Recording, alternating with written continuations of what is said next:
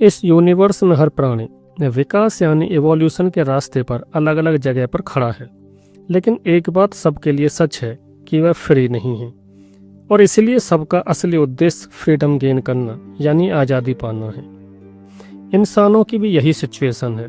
हर आदमी प्रोग्रेस के रास्ते पर अलग अलग जगह खड़ा है। रास्ता एक ही है, बट सबकी अपनी अपनी प्रॉब्लम्स हैं और सबके लिए आज़ादी के मीनिंग्स भी अलग हैं। इसलिए सबसे पहले हमें खुद की स्टडी करनी होगी कि हम कहाँ पर आज़ाद नहीं हैं।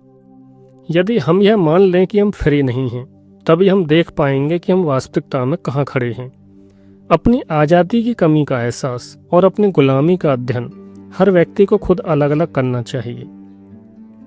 दूसरे शब्दों में कहें तो हर इंसान को इतना समझदार बन जाना चाहिए कि वह साफ देख सके कि वह किस तरह से गुलाम है।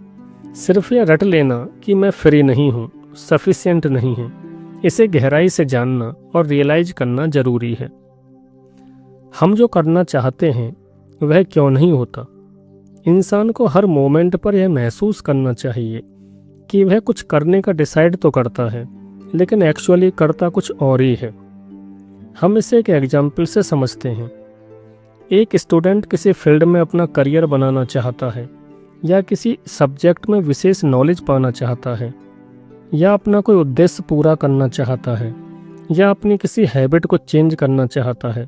लेकिन आगे जाकर वह देखता है कि जो उसने डिसाइड किया था वह उसे नहीं कर पा रहा है। वह तो कुछ और ही कर रहा है जिसकी उसने कभी उम्मीद ही नहीं की थी। और ऐसा ही जीवन की हर बात में होता है।